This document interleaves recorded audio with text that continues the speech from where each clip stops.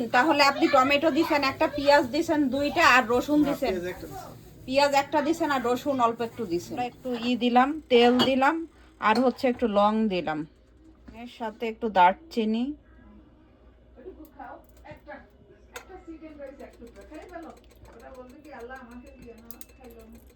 3 টুকরা এলাচ, এই যে দারচিনি দিচ্ছি আমরা এখন, ফিউ বে লিভস।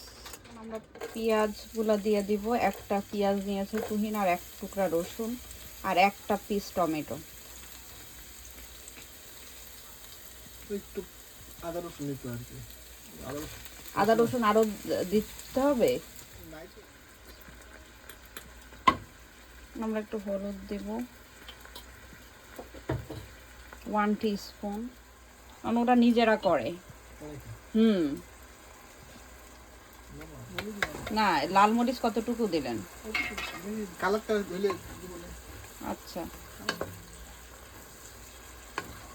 এখন তুহিন একটু কষাচ্ছে। তুহিন আর একটা টমেটো দিয়েছে।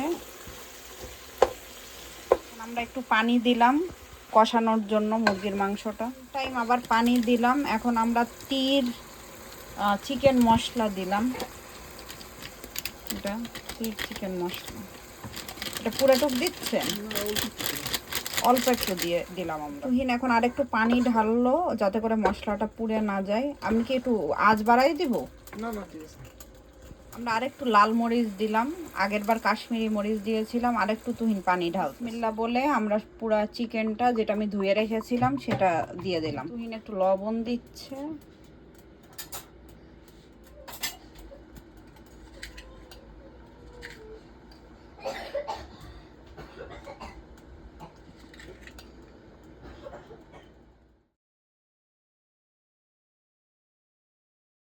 এখন আমরা ঢাকনা দিয়ে রাখলাম। কতক্ষণ লাগবে তুহিন? 10-15 মিনিট পর আমরা আবার আসবো। কি মশলা এটা দেখান, প্রাণের কি মশলা দেখান? চিকেন মশলা প্রাণের।